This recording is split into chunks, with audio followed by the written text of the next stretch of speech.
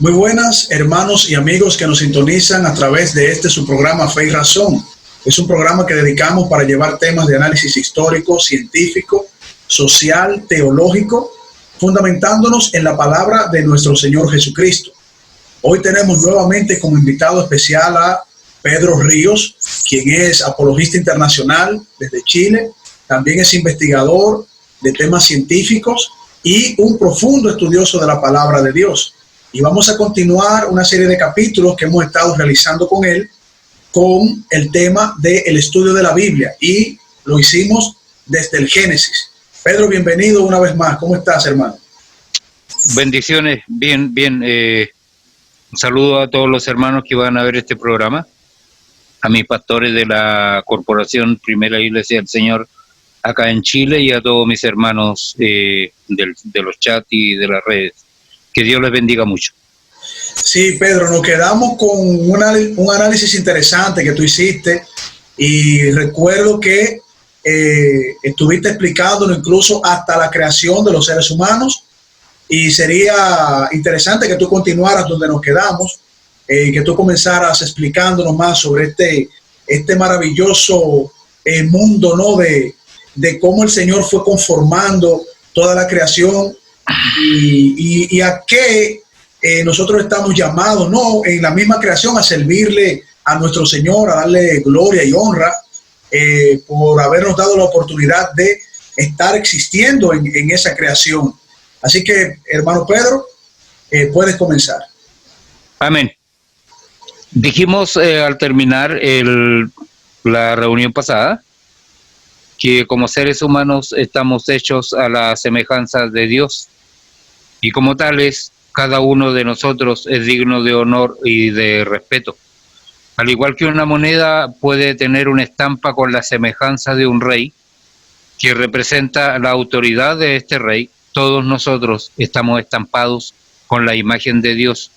Nosotros, los que somos creyentes, debemos ser conformes a la imagen del Mesías, como nos dice Romanos 8:29, y Primera de Juan 3, verso 2, dice que algún día seremos como Él. Todos nosotros hemos sido formados por Dios. La próxima vez que usted esté listo para encontrar fallas en usted o en los demás, recuerde que todo lo que Elohim hizo es agradable para Él, incluido usted. Sus nombres son maravillosos. Todo usted es parte de Dios, es parte de esta imagen de Dios. Esta relación que Dios tiene con el hombre en general es totalmente única y personal. A diferencia de cualquier otra, es una relación diferente con la de la luz, con la del agua, la tierra, el sol, la luna, las estrellas, los planetas, y ni siquiera es la misma con otros seres vivientes que Él creó. Si Dios llamó a todas estas cosas a las existencias, pero nunca hay una sugerencia con ellas de una relación personal entre Dios y estas entidades. Pero con el hombre ha sido diferente. El salmista se pregunta qué es el hombre para que en él pienses, qué es el ser humano para que lo tomes en cuenta, pues lo hiciste poco menor que un Dios, o con los ángeles, dicen otras versiones, y lo coronaste de gloria y de honra. Hasta este punto, todo lo que había sucedido en la creación, en los días de la creación, solo sentó bases para lo que sucedería al final del sexto día. La humanidad ha sido y es la pieza central de la creación de Dios. Sabemos esto porque todo lo demás se extingue, todo lo demás ha ido pasando, excepto el hombre. Marcos 13, 24, 25, Apocalipsis, Segunda de Pedro 3:10, Elohim, dioses en plural, ese único Dios, como lo concibe Israel, nos creó para glorificarle y para gozarnos con Él para siempre. Y cuando todo lo demás se haya ido, es exactamente lo que vamos a hacer. En otras palabras, la creación es como una obra que se está exponiendo en un teatro, pero el personaje principal es el hombre.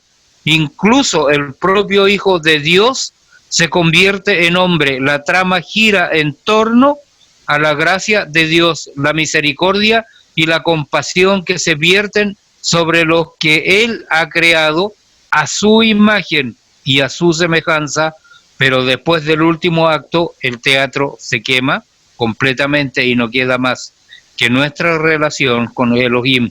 De hecho, ya en este último acto de la creación es tan importante. Todo el capítulo 2 está dedicado a ampliar sobre él. La mayor parte de la escritura se ha dedicado a la creación de la humanidad más que a cualquier otro aspecto de la creación. El hombre y su redención es y son el personaje central de esta creación. No será muy feliz por esto, pero la Biblia declara sobre los hombres que tenga dominio sobre los peces del mar y sobre las aves de los cielos, sobre el ganado, sobre toda la tierra y sobre todo animal que se arrastra sobre el suelo. Capítulo 1 de Génesis, verso 26, la última parte del verso. ¿Qué enseñan los rabinos judíos? Que cuando el hombre es digno, reina sobre el reino animal, pero cuando él no es digno, desciende por debajo de su nivel. Esta es la enseñanza de los sabios judíos y los animales gobiernan sobre él. El cumplimiento. Así Adonai, Hosainú el Señor, nuestro Hacedor, creó, Bará. Al hombre a su imagen, a imagen de Dios los creó, Bará. Varón y hembra los creó. Es decir, ¿qué es lo que aparece? El hombre como un concepto que es unidad compuesta. El hombre o el varón y hembra forman una especie que es el hombre, que goza del favor de Dios. Mateo 19, verso 4. Dios creó a Adán y Eva para que llevaran su imagen. El ser como él. Este es el punto de partida para una definición de lo que significa ser un hombre o una mujer. Su imagen. Como creyentes, esta es la única manera de descubrir lo que realmente somos y descubrir nuestro propósito en Cristo Jesús, como nos pide Efesios capítulo 1, verso 1 al 9. Y esto, estimado amigo, es accesible a todos. Este puede ser uno de los más bellos versos de la Biblia, 1.27. Esta es la tercera vez que nos encontramos con la palabra bará, que significa crear de la nada. Ese es el concepto clave. Es notable que 3 veces se dice que Dios creó, bará, al hombre a su propia imagen.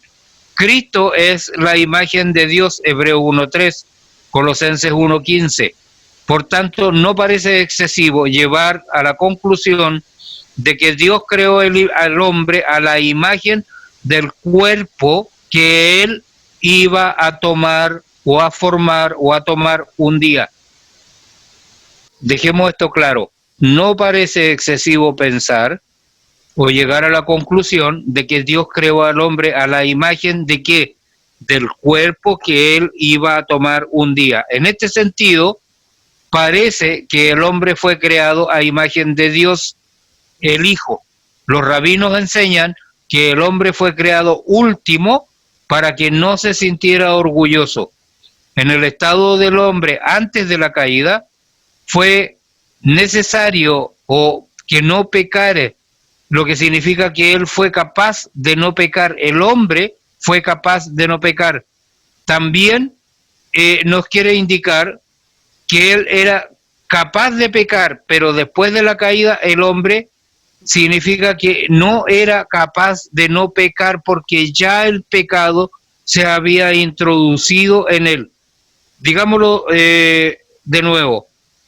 En la creación, antes de la caída, el hombre fue creado capaz de no pecar, pero él era capaz de no pecar, tenía esa propiedad en su vida, pero después de la caída, el hombre no era capaz de no pecar, porque ya el pecado se había enseñoreado de él. La bendición de Dios hacia el hombre, y los bendijo con estas palabras: sean fructíferos y multiplíquense, llenen la tierra y sométanla. Capítulo 1, verso 28. Adonai puso un signo de exclamación al lado de su elección de hombre y mujer, los bendijo. Antes de la presentación de su misión global, eran una alianza bendecida. Dios estaba forjando una poderosa unión para afrontar los retos que enfrentarían juntos. En ningún lugar la imagen de Dios brilla más brillante que cuando los hombres y las mujeres le sirven juntos a Él. Adelante, hermano.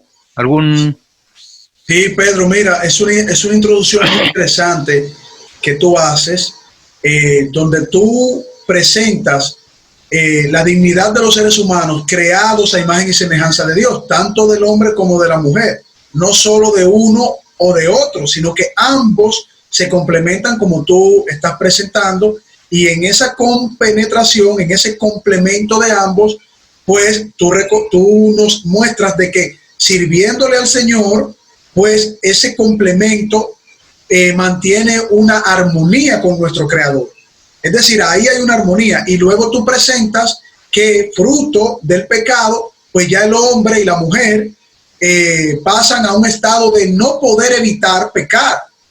Es decir, pasan a un estado completamente distinto a como fueron creados, porque la palabra de Dios dice que él veía que todo era bueno, y en el primer momento Adán no peca, y cuando Eva es creada tampoco en un momento no peca, hasta que llega la tentación de quienes nosotros sabemos muy bien que es el adversario de Dios, ¿no? De la salvación, ¿no? El que provoca en el jardín del Edén, pues, que los seres humanos pequen de manera voluntaria, podemos decir así, porque no fue una obligación.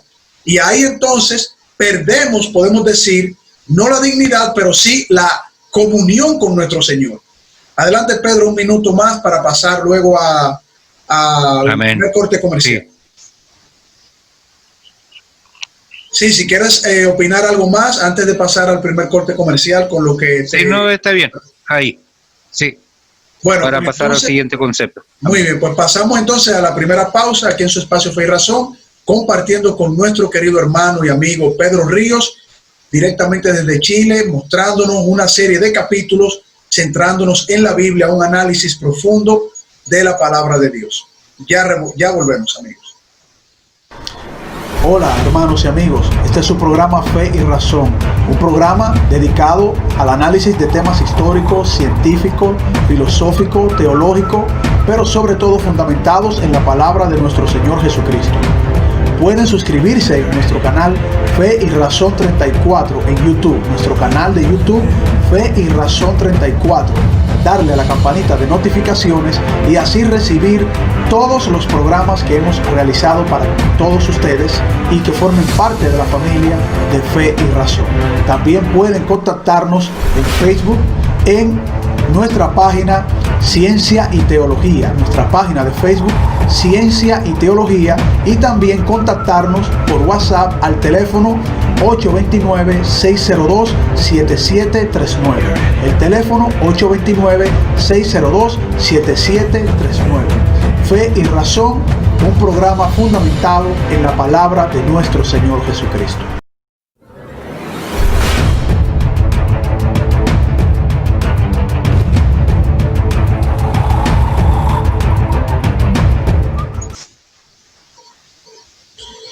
Bien, continuamos en su espacio Fe y Razón. Estamos compartiendo con nuestro querido hermano Pedro Ríos, quien es investigador, tanto de temas de ciencia como de temas de historia, un profundo analista de la palabra de Dios, y nos está trayendo una serie de capítulos en donde vamos a lo más posible, si el Señor nos lo permite, a tocar el análisis de la Biblia, ¿no? Hasta donde el Señor nos lo permita. Y estamos comenzando desde el Génesis.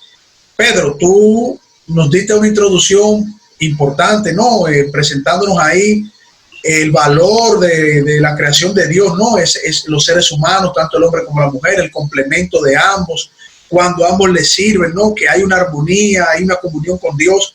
¿Qué más tú pudieras presentarnos, Pedro? Adelante, Pedro. Sí. Gracias. El pacto con Adán, que se ve en el capítulo 1 versos 28 al 30, se presenta en dos partes. Si nosotros hacemos el análisis de esto, la primera parte está aquí y la segunda parte está en el capítulo 2, versos 15 al 17. El pacto se hace entre el Señor y Adán. Se erige como el representante de toda la raza humana, y esto va a ser especialmente importante cuando se llegue a la caída del hombre en el capítulo 3.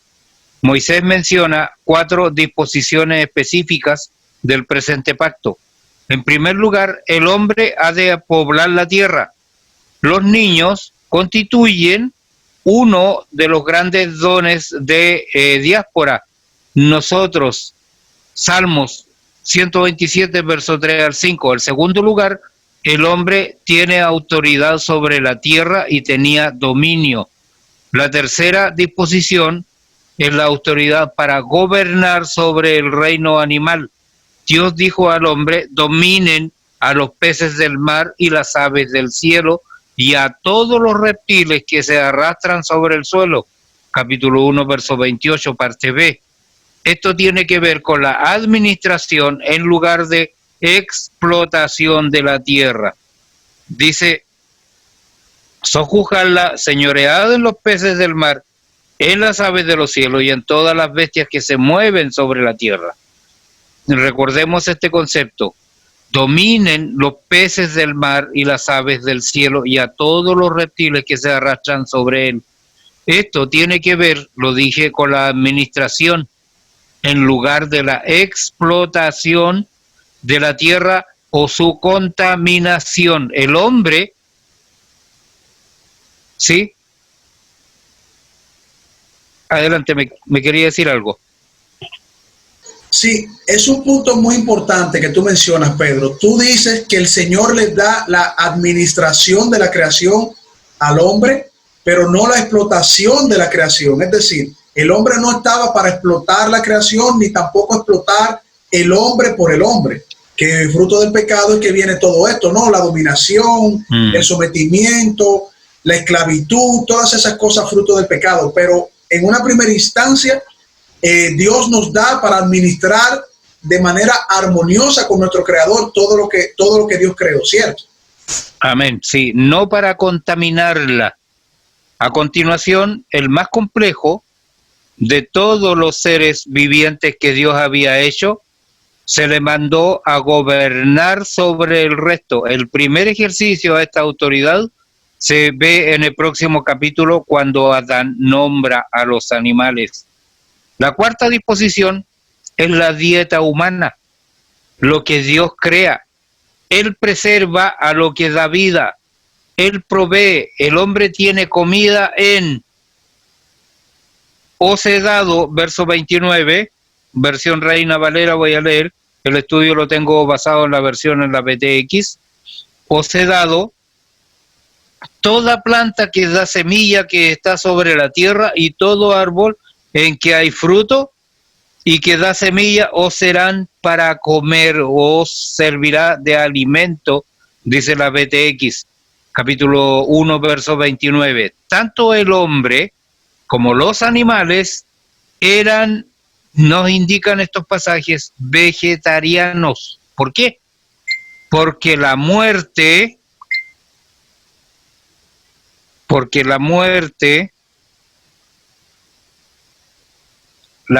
me había entrado un mensaje. La muerte física no podía venir hasta después de la caída del hombre.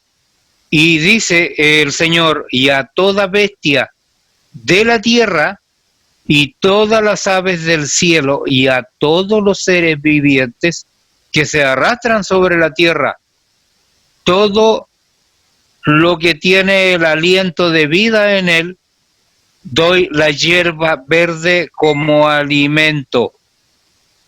Esto comienza, ¿no es cierto?, o da comienzo a lo que algunos podrían llamar, y la llaman, la dispensación de la inocencia, desde el 1, verso 28, hasta el capítulo 3, verso 5. La evaluación de Dios y la expresión de la satisfacción divina. Dios miró todo lo que había hecho y era muy bueno. Todo lo que es muy bueno tiene al Señor en su origen, tiene a Dios en su origen. Todo don bueno y perfecto, dice la Biblia, que desciende del Padre de las luces, en Santiago 1, verso 7. Todos los días eran buenos, pero la palabra muy se agrega para subrayar la singularidad del sexto día. El adverbio muy se añade para denotar que la perfección de la creación total superó la de sus partes separadas. Se podría encontrar una analogía en un artista que tras completar una obra maestra da un paso atrás y contempla su obra con deleite. En detalle y en su totalidad se ha convertido en una perfecta obra de sus manos. Toda la creación, todo lo que Dios había hecho era muy bueno. A juicio de Dios, todo en el universo era muy bueno. Esto lo resalta la Biblia. No había lucha por la supervivencia, ni enfermedad, ni contaminación, ni terremotos, ni inundaciones, ni desorden, ni pecado, y lo más importante, sin la muerte. Esto vendría más tarde, después de la caída, como ya lo veremos. Y la numeración de cada día, y vino la noche y llegó la mañana, ese fue el sexto día. Ya hablamos con respecto a esta numeración. Hay tres aspectos únicos que podemos resaltar en este día. En primer lugar, Dios dijo que era muy bueno en comparación con los días anteriores, que eran buenos. En segundo lugar, es la primera vez que añade el artículo definido, por lo que no es un día, pero sí el sexto día. Al parecer, cada uno de los días anteriores no era más que uno de los días de la serie de los días de la creación, mientras que este día, el de la creación del hombre, fue el último día de la secuencia y el día fijado para la finalización de la tarea. Y en tercer lugar, ese día se trata con mayor detalle que el resto de los días. Bueno. Sí, bueno, hay unos puntos muy importantes que tú mencionas, Pedro. El hombre se alimentaba, es decir, la muerte no reinaba antes del pecado. Dios le da toda fruta de todo árbol, excepto del árbol que Dios le prohíbe que tomara, ¿no? Que fue lo que inició la tentación, ¿no? Y que el hombre, pues, junto con la mujer, ahí entran en esa tentación. Pero en ese momento inicial de la creación, antes de la caída, pues el hombre no conocía la muerte, no se alimentaba de otros seres vivientes, sino que comían de los frutos que el Señor les había creado, les había dado para que se alimentasen.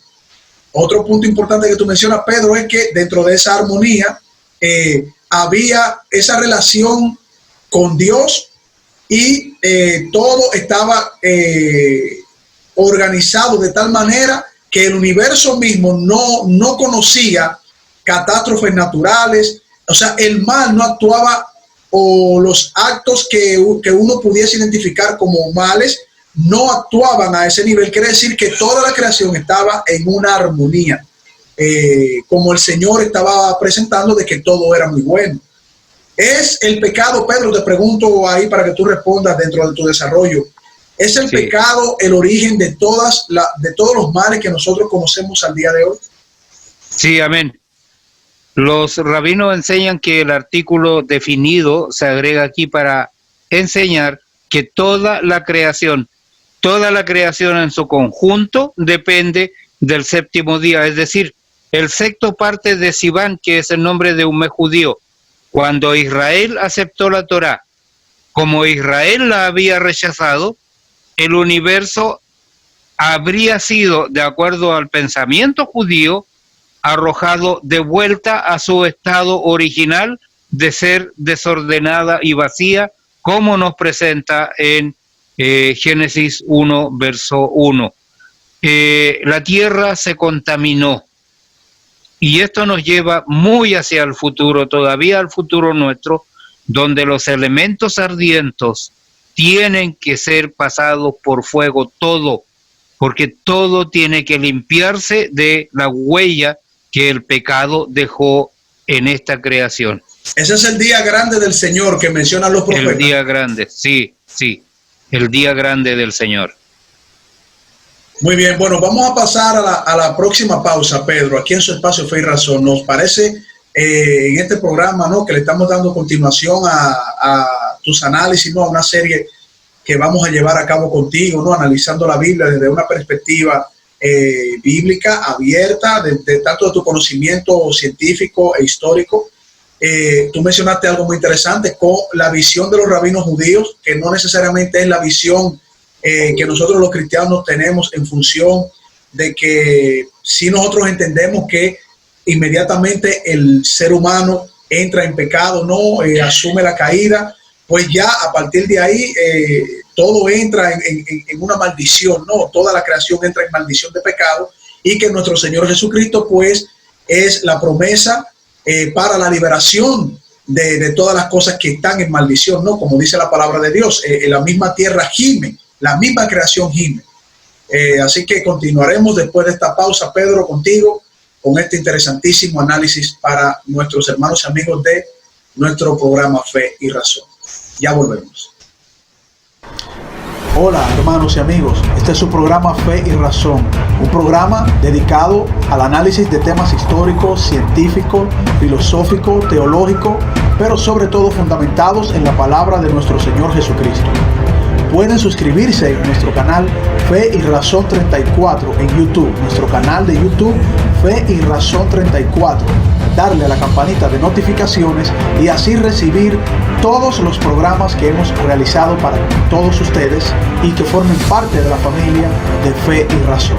También pueden contactarnos en Facebook en nuestra página Ciencia y Teología, nuestra página de Facebook Ciencia y Teología, y también contactarnos por WhatsApp al teléfono 829-602-7739.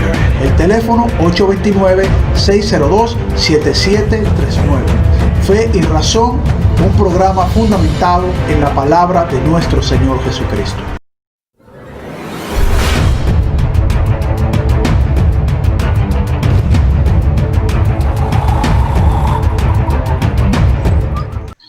Bien, continuamos en su espacio Fe y Razón, compartiendo con Pedro Ríos, quien es apologista internacional, también es investigador y nos está llevando por un interesantísimo análisis bíblico, y estamos partiendo desde Génesis. Podemos decir, Pedro, ¿verdad? Desde el primer capítulo ya hemos hecho 3 programas, sí, sobre el primer capítulo del Bereshit, ¿no?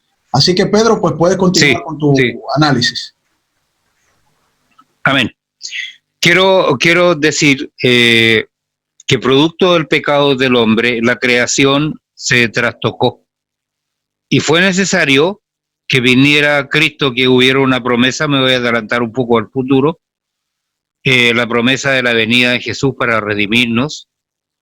Y me voy a ir a Apocalipsis 5, donde nos narra una escena después que el apóstol Juan ve esa puerta abierta y esa voz que le dice: sube acá y yo te mostraré las cosas que han de ser después de estas.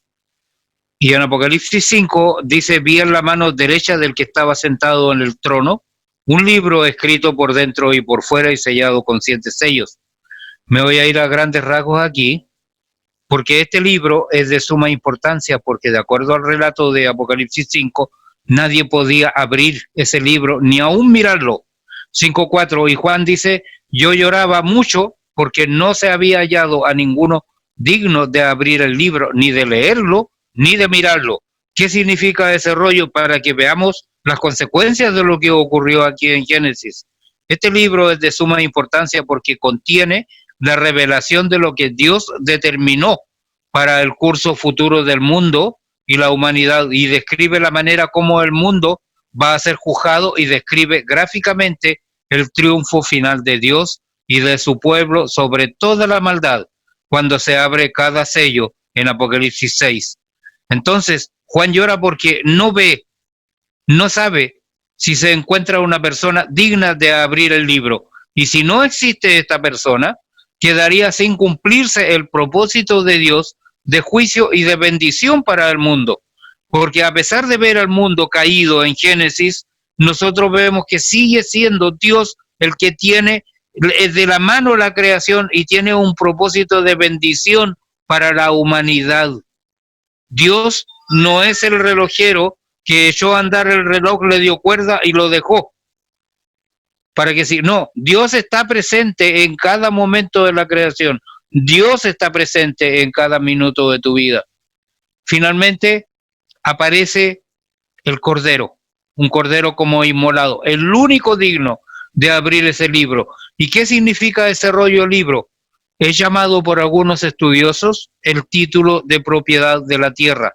¿Por qué? Porque los rollos que en la Biblia aparecen, y esto a lo mejor lo tratamos en otro programa, tenían la escritura en un solo lado, pero en algunos casos el Señor escribe en ambos lados, y cuando lo hace, Él está indicando que hay un juicio que se avecina. Esto lo podemos ver a través de la Biblia. Así que volvamos a Génesis, porque Génesis comienza con la creación, pero Apocalipsis termina con un nuevo reordenamiento celestial. Gracias al Señor por mostrarnos esto.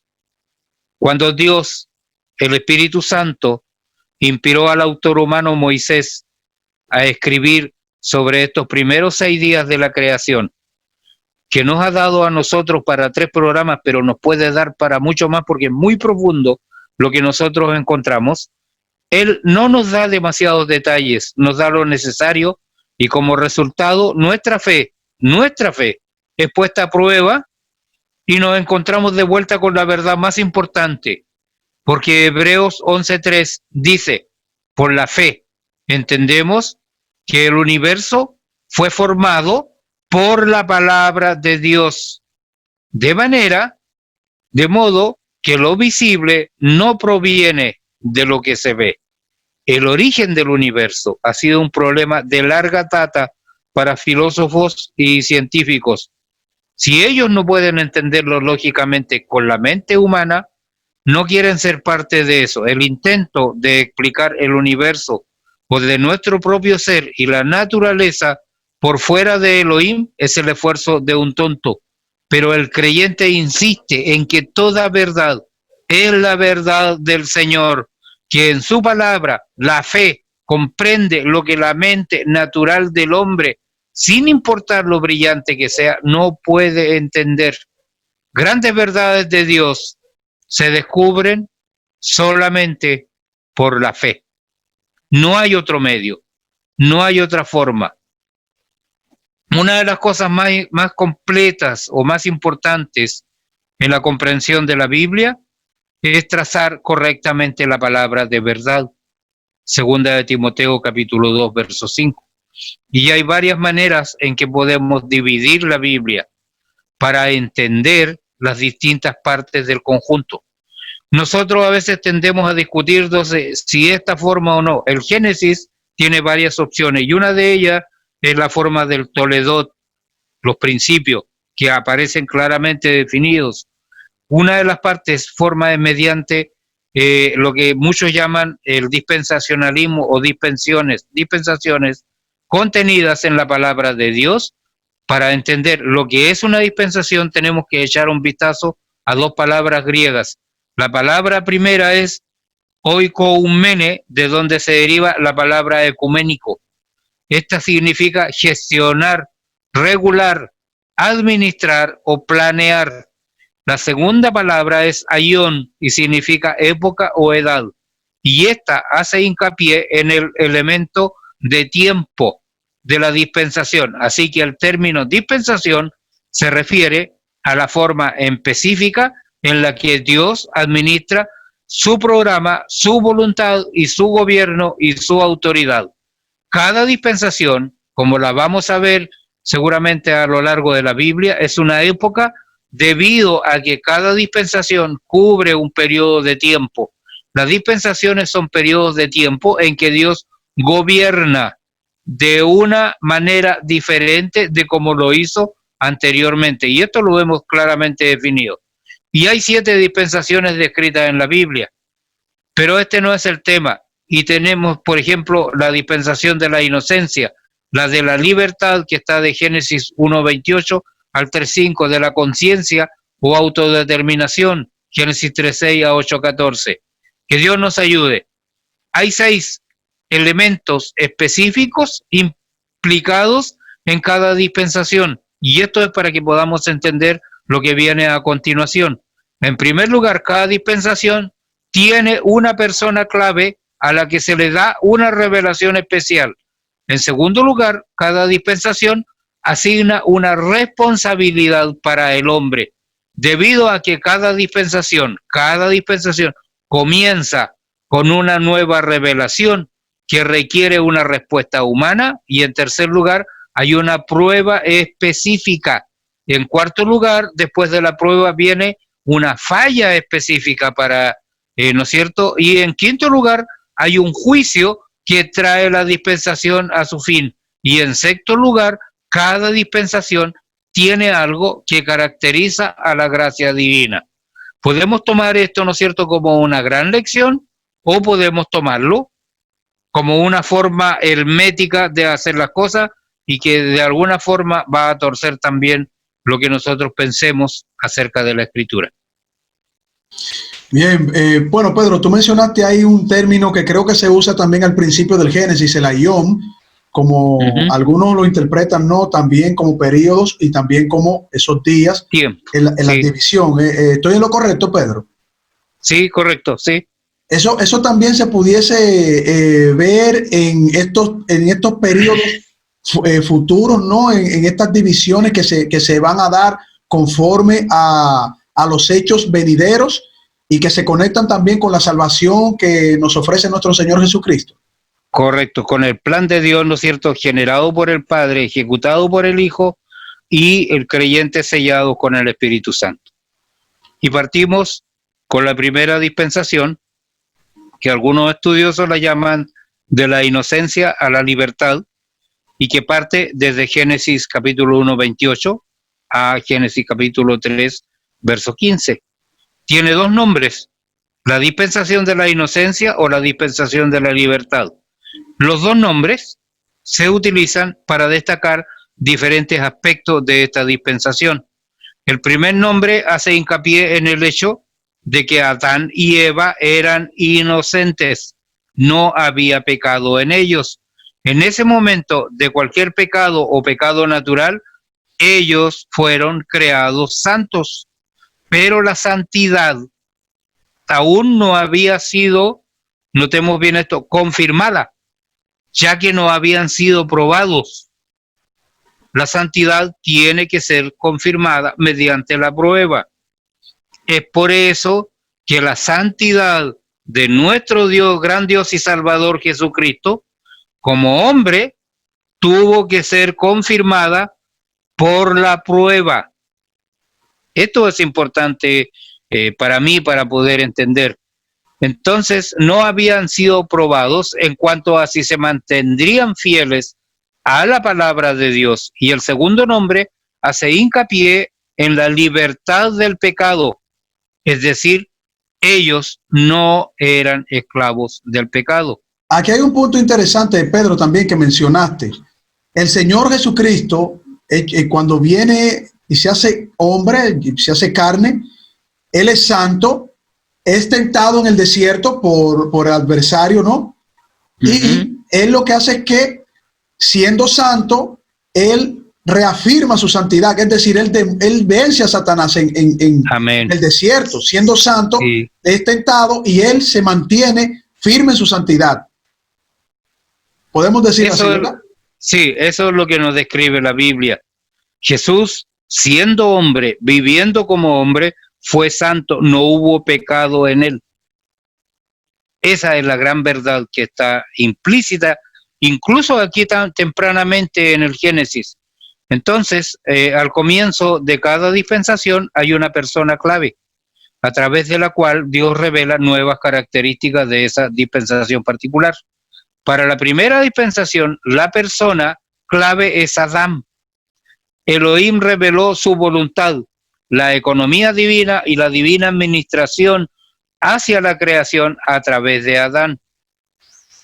Muy bien, bueno, vamos a pasar a la última pausa de este espacio, Pedro. Yo creo que es un programa contigo, ¿no? Con todos estos capítulos que nos va a dar mucho material, si el Señor nos lo permite, obviamente, porque solamente estando en Génesis, mira todas las cosas que nosotros podemos analizar solamente del primer capítulo de Génesis, la creación del hombre, la caída del hombre. Mira cómo se conecta todo con ese plan maravilloso de salvación que nuestro Señor Jesucristo pues viene a ejecutar, ¿no? Y a establecer solamente viendo incluso esos periodos que tú nos presentas, partiendo desde el primer capítulo de Génesis.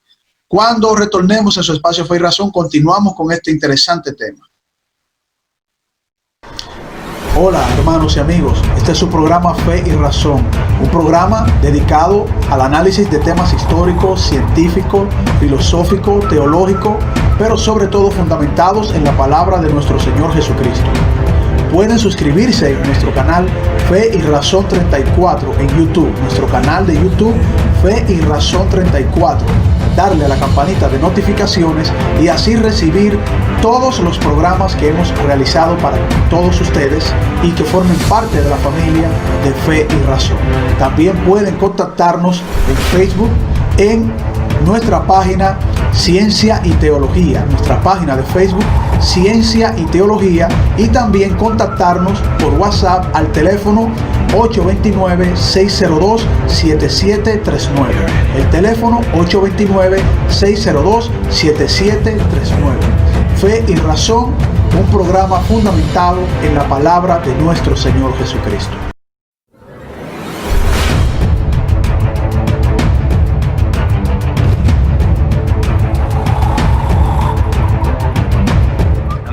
Bien, continuamos en su espacio Fe y Razón. Nuestro hermano Pedro Ríos desde Chile, compartiéndonos una serie de capítulos y análisis que estamos realizando desde la Biblia y estamos partiendo desde el Bereshit o Génesis.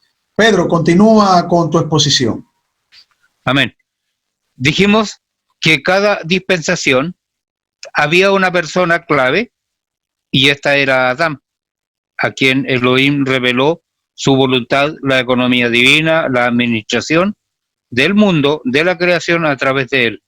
Pero cada dispensación también tiene una responsabilidad específica. ¿Cuál era esta? Durante la dispensación de la inocencia o de la libertad, la responsabilidad del hombre era trabajar en el jardín del Edén para cuidarlo y protegerlo. Yo creo que hice un símil acerca de la salvación, que era como cuando nos entregaban un jardín y nosotros teníamos la obligación de cuidar, proteger y sacar las malezas que podían fructificar. Si yo soy ese jardín y la salvación me es entregada, yo tengo la responsabilidad de sacar las malezas que hayan en mi vida para mantener ese jardín limpio delante de Dios. Es mi responsabilidad particular, si yo la veo desde este punto de vista. Pero no solamente cada dispensación trae una responsabilidad, también trae una prueba, como lo vamos a ir viendo. Y la prueba específica aquí concierne al árbol del conocimiento del bien y el mal. Esta fue una prueba de obediencia. Se le ordenó que no comieran de ese árbol específico. Ellos tenían el control total sobre el jardín, y el jardín como el árbol de la vida, así que la prueba era muy pequeña, no era grande, era uno solo de todo ese jardín que no podían comer. Pero también en cada dispensación va a haber un fracaso, porque el hombre, siendo contaminado, no pudiendo sustraerse al pecado, estando esclavizado por él, siempre va a fracasar en su autodeterminación, en su autodominio. Entonces, si hubieran superado la prueba, se habrían convertido en inmortales, pero por desgracia no pasaron la prueba. Ellos comieron del árbol que Dios les prohibió comer. Como resultado, su pecado impregnó cada parte de su ser físico y espiritual. Lo contaminó, podríamos decir, genéticamente, y su naturaleza pecaminosa, a través de los genes de cada uno, se está transmitiendo de padres a hijos y a la raza humana, como nos describe Romanos 5, capítulos 12 y 19. Tras el fracaso, también hay un juicio, y en este caso, por el juicio, fueron expulsados del jardín y la maldición cayó sobre la tierra. Ser expulsado del jardín significó su expulsión a otro lugar y ya no podían comer del árbol de la vida. Ahora, en lugar de tener una relación de trabajo fácil con la tierra, dado que su trabajo era fácil y ligero, Adán tendría que trabajar la tierra con el sudor de su frente con el fin de ser capaz de comer. El trabajo ya no era fácil, el trabajo era penoso. La maldición significaba que la tierra dejaría de ser su amiga y pasaría a ser su enemiga. Adán trataría de producir alimentos para comer de la tierra y estaría continuamente en guerra con espinos y con cardos. En cada dispensación también está mostrada la gracia de Dios. Y en este caso, en Génesis 3:15, Dios prometió un redentor, prometió que un Mesías algún día vendría a hacer dos cosas.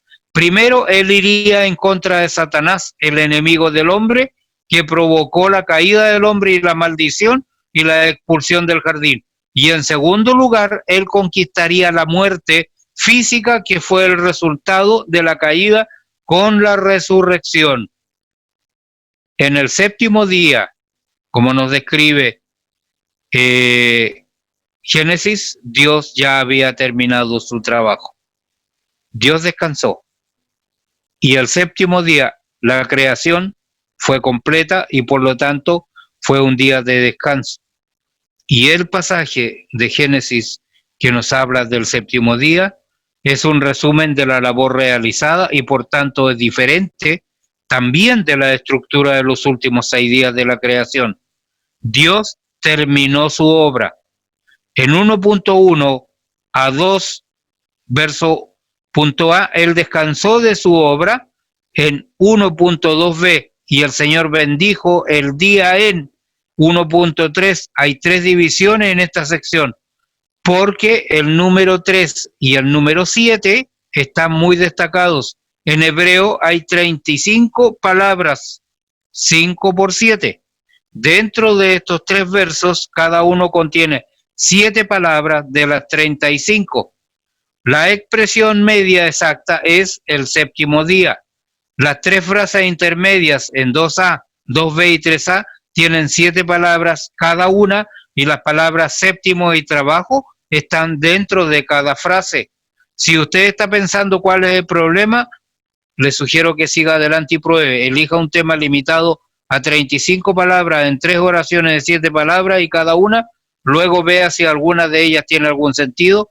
Lo sorprendente es que Elohim ha puesto sus huellas matemáticas en cada verso, cada capítulo y cada uno de los 66 libros de la Biblia. Este es un libro en el que puede confiar y en el que puede creer.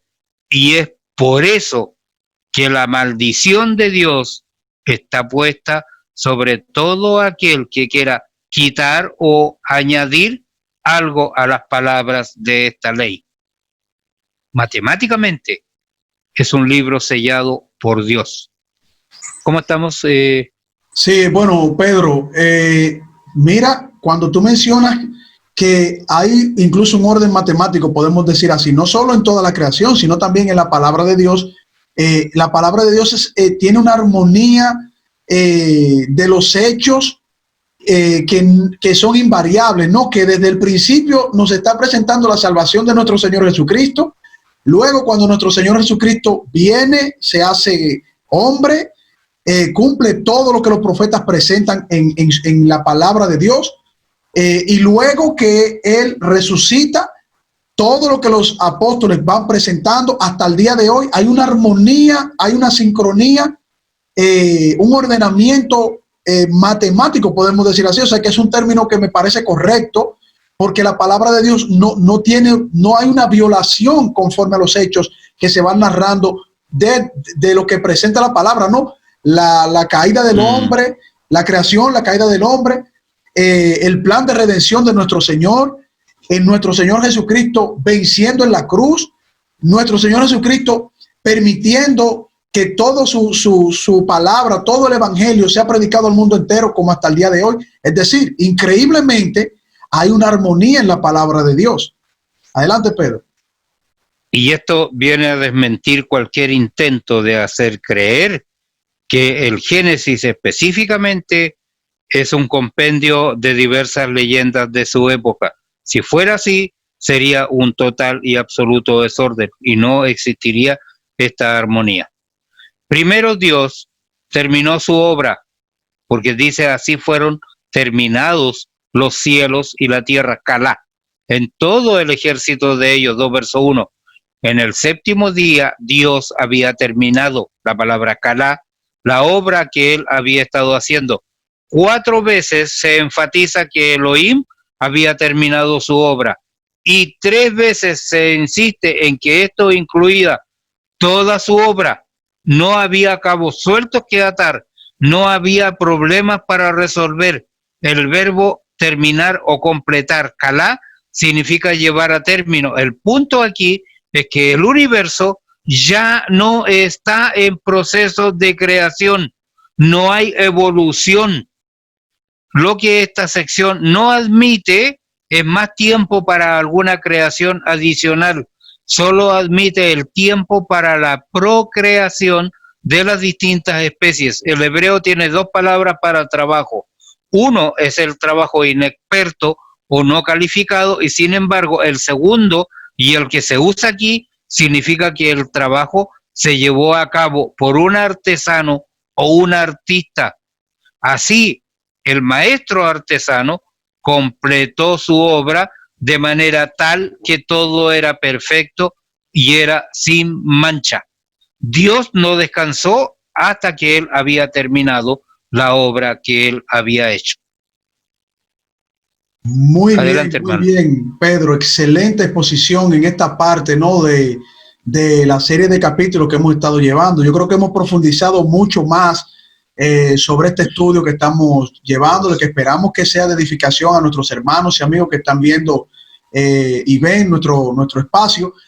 Tú mencionaste tantas cosas interesantes que eso tumba muchas hipótesis de aquellos que atacan la Biblia, incluso, que dicen que la Biblia es mitología, que no hay una sincronía, que no hay una armonía. Pero nosotros, cuando estudiamos profundamente la palabra de Dios y vemos análisis tan interesantes como los que tú nos traes, pues vemos que la palabra del Señor es como ella misma dice, ¿no? Es fuerte, es eterna. Su palabra no tiene final. Entonces, amén, sí. Eso es algo que nos debe de llenar a nosotros de mucha alegría, aquellos que el Señor nos ha permitido ser sus siervos y nos ha salvado, nos ha llamado a salvación. Bien, hasta aquí ha sido... Sí, para terminar, un pensamiento, sí. De la misma manera, como Dios terminó su obra, Jesús hizo la obra de su Padre con fidelidad e instó a otros a hacer lo mismo mientras todavía había tiempo, en Juan 9:4. Y así, cuando él estaba siendo crucificado, y esto desmitifica o evita cualquier intento por completar la obra de él, cuando él estaba siendo crucificado por nuestros pecados, solo cuando estaba absolutamente seguro de que su obra de redención terminó, pagando el precio por nuestros pecados, dijo estas palabras a oído de todos los que estaban a sus pies de su cruz: todo se ha cumplido o todo se ha consumado. Que Dios les bendiga, hermanos. Así es, hermano Pedro. Bueno, un placer, ¿no? Y vamos a seguir, vamos a continuar analizando estos temas. Y a ustedes, mis hermanos y amigos que han estado con nosotros, deseándoles que una vez más el Señor les bendiga, y nos veremos en una próxima entrega aquí en su espacio Fe y Razón. Amén.